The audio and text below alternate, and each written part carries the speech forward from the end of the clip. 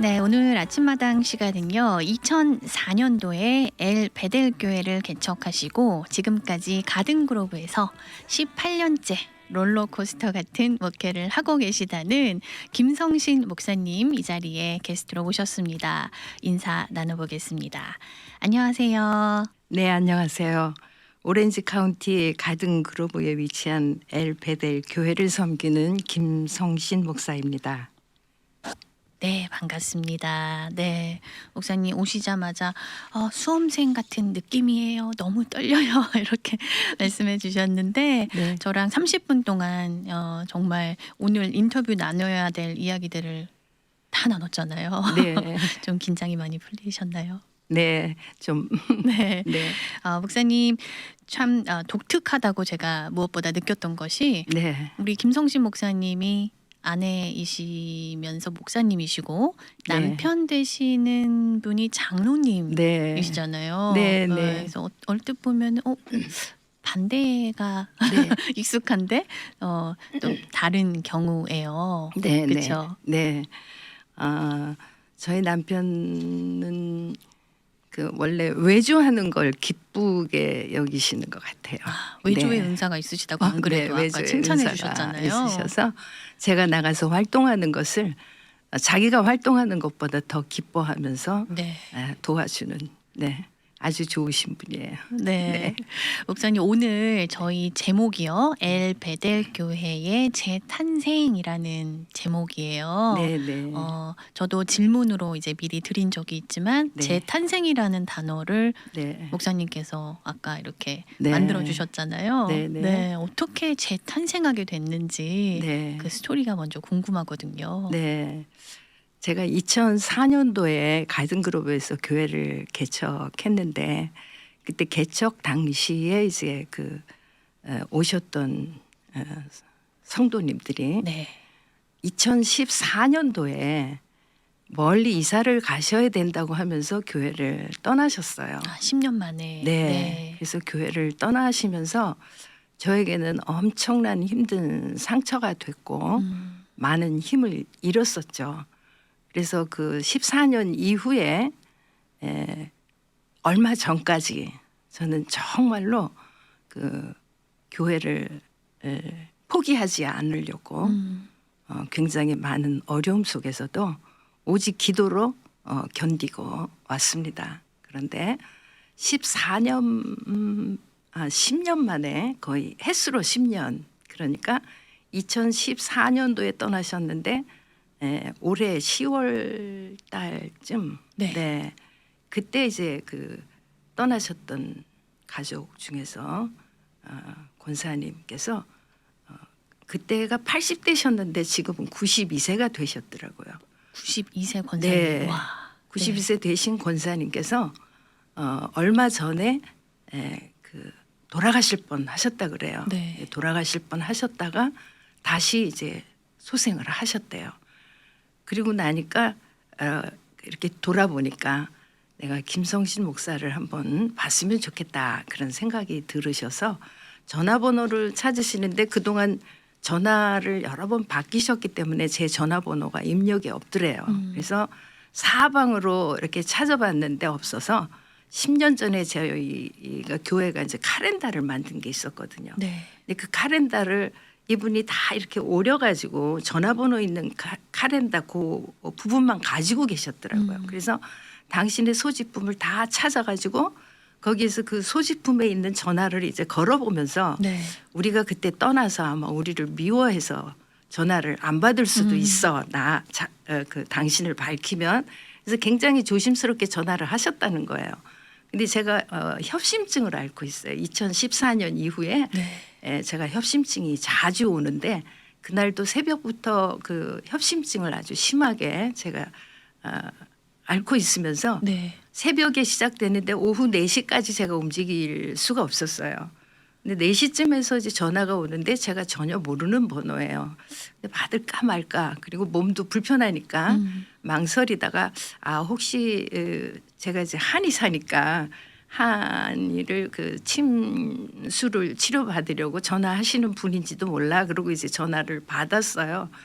그랬더니 아 여보세요 김성신 목사 전화입니까 그래요. 네. 그래서 예 맞습니다. 그러니까 나 최동화 권사요 그러시는데 그분이 10년 전에 저희 교회를 떠나셨던 분이시거든요. 그런데 그게 너무 반가워가지고 제가 벌떡 일어났어요. 벌떡 일어나면서 제가 그 전까지 협심증 때문에 이 가슴앓이를 하고 있었는데 그 증상이 싹 없어져 버린 거예요. 그 순간. 네, 네. 그 순간에 그래서 일어나서 그때부터 이제 움직이기 시작했고 우리 남편 장로님하고 둘이 너무 반가워서 그 다음 날 이제 권사님 댁을 찾아갔죠. 네. 그래서 너무 반가워서 우리 돌아가신 어머니가 살아오신 것 같다고 권사님 어떻게 된 거냐고 또 우리 권사님도 저를 너무 반가워하시고 둘이서 공중공중 뛴 거예요. 네. 그리고 이제 당신 따님하고 이제 우리는 이렇게 지금 기도처를 마련하고 거기서 그 영상으로 예배를 드리고 있다고 네. 목사가 없는 그런 생활을 하고 있다고 이렇게 하시면서 이제 우리 딸을 만나보자고 그래서 네. 그 다음 주에 이제 그 따님인 명호주 권사님을 만났어요.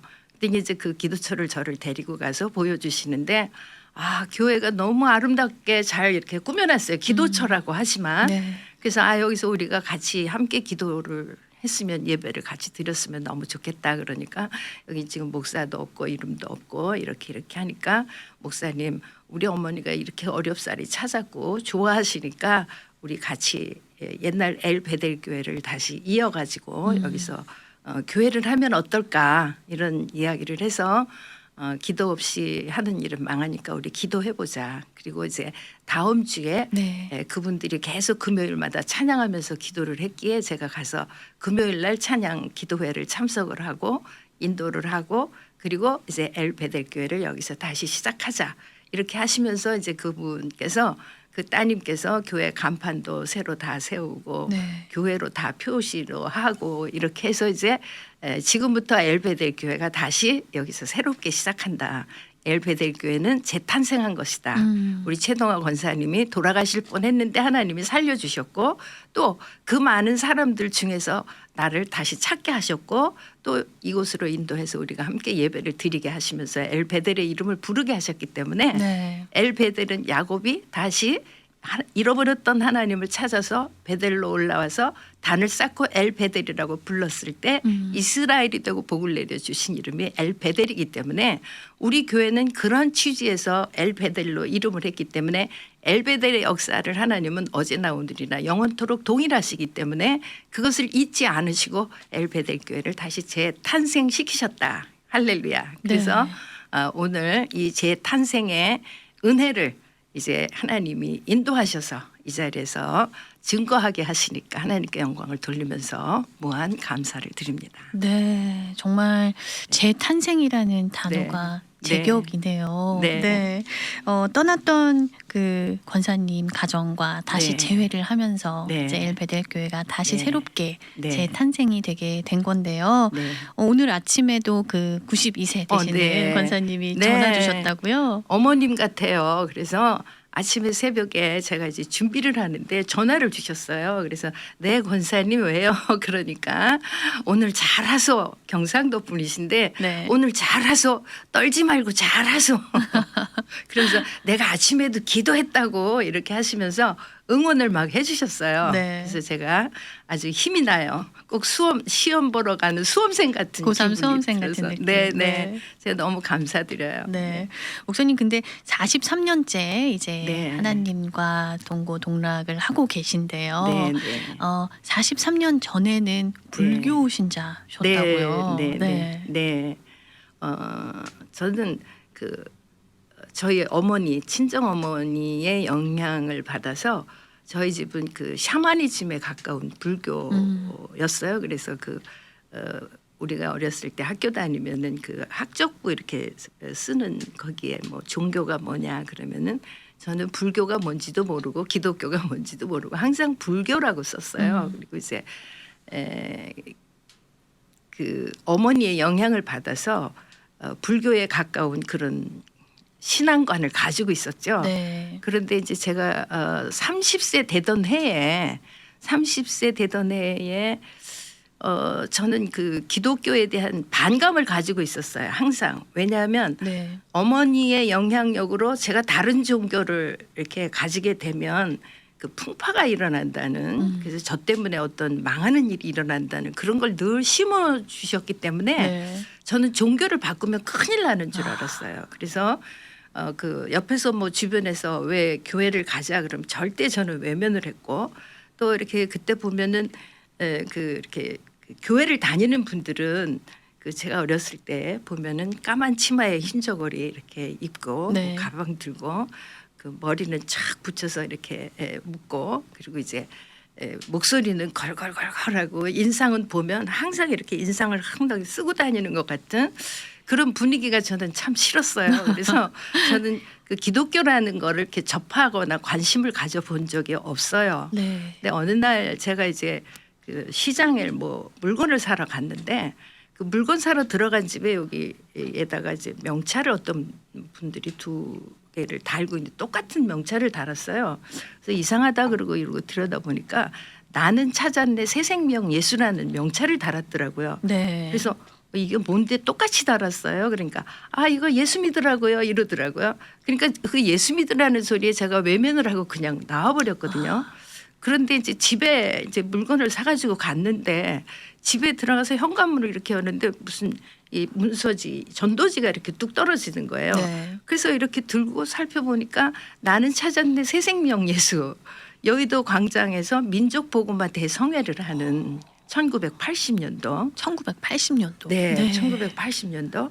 그 전도지를 이렇게 보는데 아까 본 거랑 너무 똑같은 거예요, 제목이. 네. 아, 이건 또 무슨 일이지? 그리고 아까 본 거 그거네. 뭔데? 그리고 이제 이걸 들고 저도 모르게 우리 앞집에 그 교회 다니는 사람이 있었어요. 네. 그래서 그 앞집으로 찾아가서 이게 뭐냐 물어보니까 아, 이거 지금 부흥회를 하는데 여의도에서 부흥회를 하는데 우리 같이 가볼래? 그러는 거예요. 그래서 그 말에 제가 글쎄 그러면서 그래 뭐 하는 데인데 그러니까 아 거기서 뭐 집회하고 예배드리고 뭐 이렇게 하는 데래요. 그래서 근데 그 다음 날 제가 절에 가려고 모든 걸 준비하고 있었던 상태거든요. 네. 제가 절에 한 달에 한 번씩 가서 꼭 알고 믿어야 되겠으니까 뭔지 모르니까 그래서 설법을 들으러 가야 되는 날인데 아 여기 가서 이렇게 하니까 가볼래 그래요. 네. 그러니까 내일은 내일이고 이제 오늘 그럼 여기가 뭐 하는 데인가 한번 나도 가볼까 그러니까 뭐 이 사람이 막 너무 신이 난 거예요. 그래서 동네 사람들한테 그 교회 나가는 사람들한테 전부 전화를 걸어가지고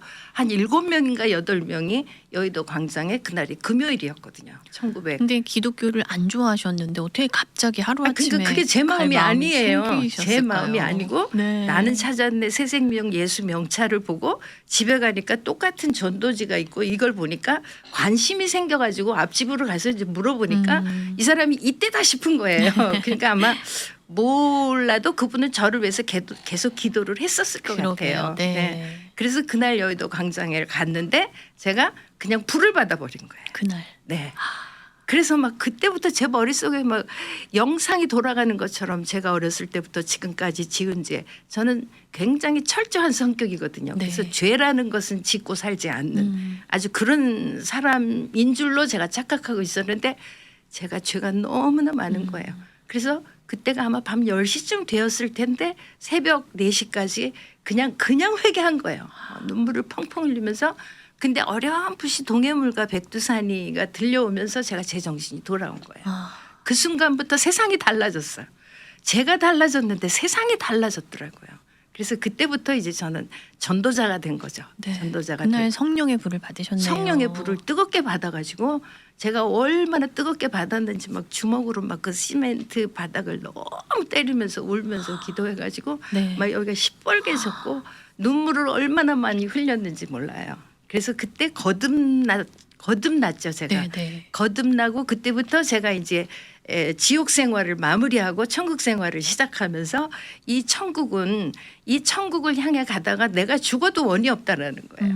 그래서 하나님이 날 만나 주신 그 내가 너무 감사해서 하나님은 나를 지으신 분이고 또 나를 하나님이 항상 주관하신 분이다라는 사실 때문에 제가 옆길로 못 가고 여기까지 이렇게 어려운 중에도 여기까지 버티고 달려올 수 있었습니다. 네. 네. 목사님 그래서 기도 그 이후에 이제 기도 생활도 하시면서 네. 기도하시다가 네. 목사님도 모르게 이게 서원 기도인지도 모르고 네. 서원 기도를 하신 일이 있으셨죠. 그렇죠. 네. 그 은혜를 받고 그리고 이제 집회를 마무리하면서 그 저 앞에서 강대상에서 목사님께서 주의 종이 될 사람은 일어나라고 기도해 주겠다고. 네. 근데 그때 주의 종이 뭔지도 모르고 제가 벌떡 일어났어요. 근데 이제 목사님께서 그렇게 기도해 주셨고 그 기도를 받은 이후로 제 마음에는 정말 이 세상에 줄 수 없는 기쁨과 감격이 넘치는데 제 삶은 완전히 밑바닥으로 내려가서 제 삶은 그 제가 하나님을 믿기 전과 하나님을 믿은 다음에는 천지 차이로 바뀌는 거예요. 네. 그래서 가끔 가다가 제가 그런 말을 많이 했어요. 예수 믿고 제일 많이 망한 사람은 나라고. 근데 빌립보서에서 보면 사도 바울이 그러잖아요. 내가 주를 위해서 내게 유익하던 모든 것들을 다 버리고 그런 모든 것들을 다 배설물처럼 여기면서 왜냐하면 배설물처럼 여기고 나는 그걸 다 버렸노라.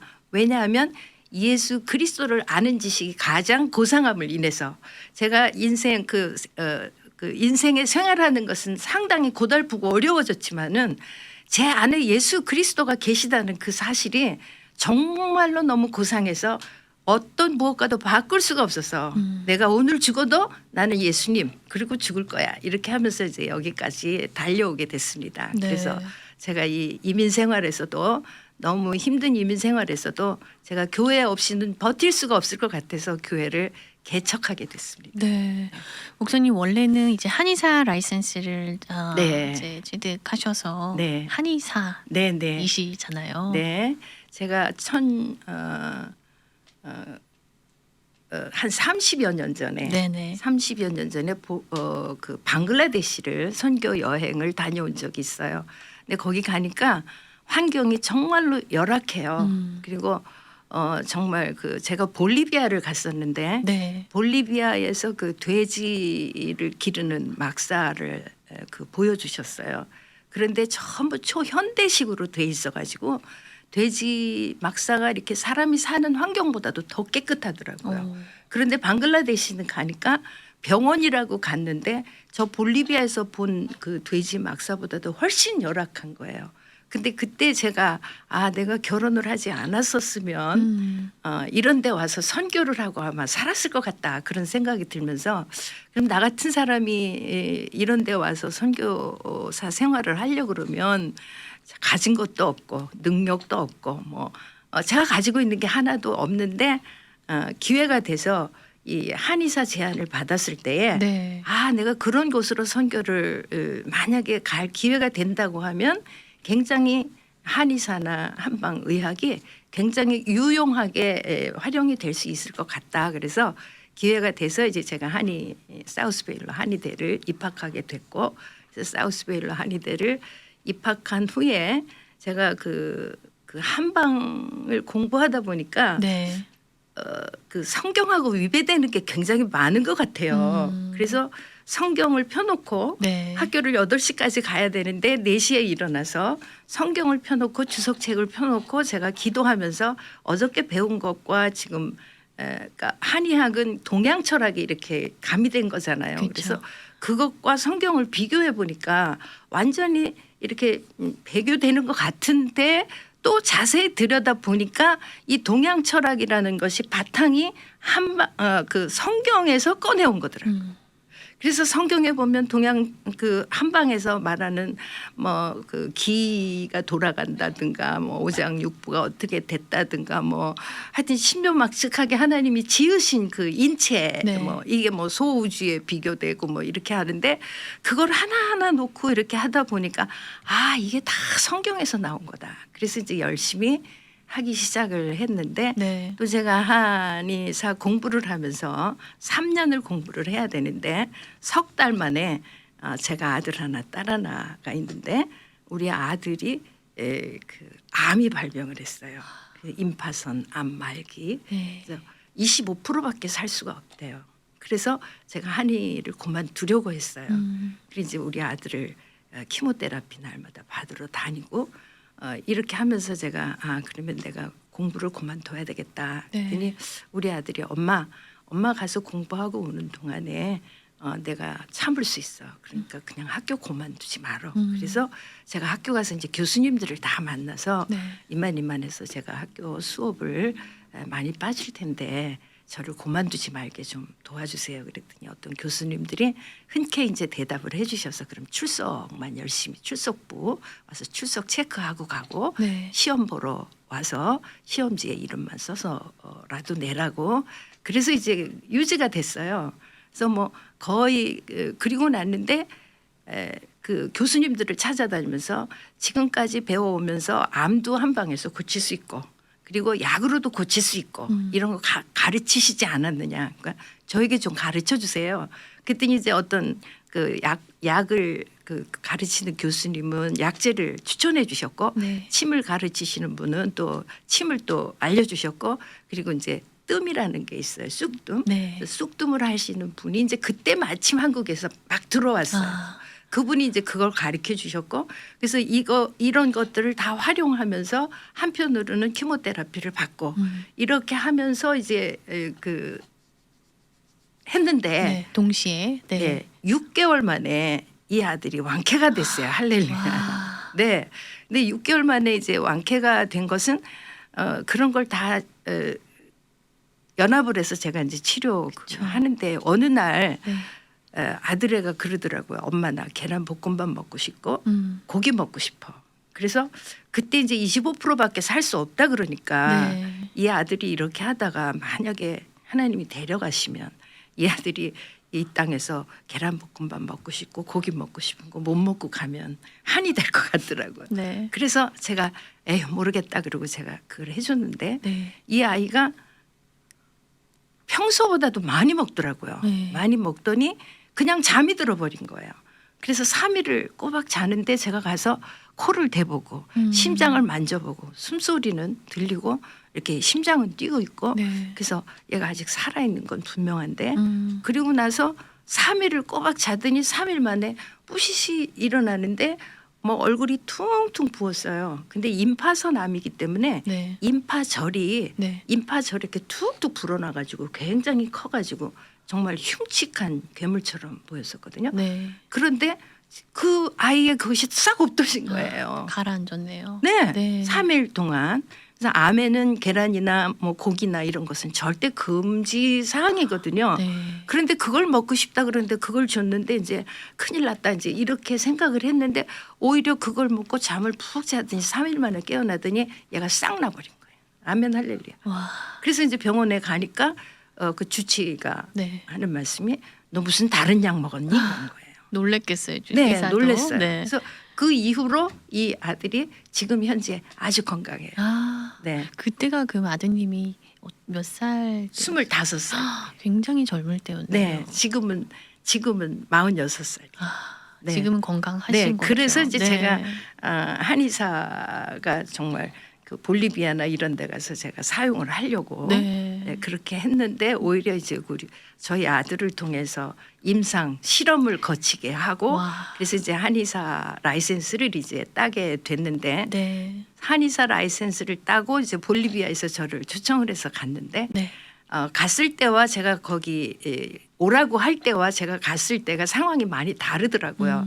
그래서 이제 돌아와서 다시 가기로 약속을 하고 왔는데 다시 갈 마음이 안 생겼어요. 그래서 그럴 게 아니라 내 가까운 이웃을 선교하는 것도 이것도 선교다. 네. 그러니까 이 미국을 그때 당시에는 보험이 상당히 어려워서 네네. 의료 수가가 너무 비싸서 사람들이 네. 병원을 쉽게 가기가 좀 꺼렸어요. 네. 그리고 그래서 이제 제가 그러면 내가 교회도 개척하면서 우리 교회에서 한방 의료 선교를 하면서 와, 어려운 네. 분들을 도우면서 이렇게 해야겠다. 그래서 제가 이제 교회를 개척하면서 같이 한방 의료원을 시작을 했죠. 네. 그러나 그 한방 의료원을 영리가 목적이 아닌 비영리로 제가 개인적으로 그래서 그 어려운 분들은 누구든지 오셔서 섬겨주시는군요. 네, 그래서 제가 이제 훈련도 받으면서 네. 또 침술도 행하면서 이제 교회를 같이 병행해야 되겠다. 이제 이렇게 해서 이제 교회가 시작된 겁니다. 네.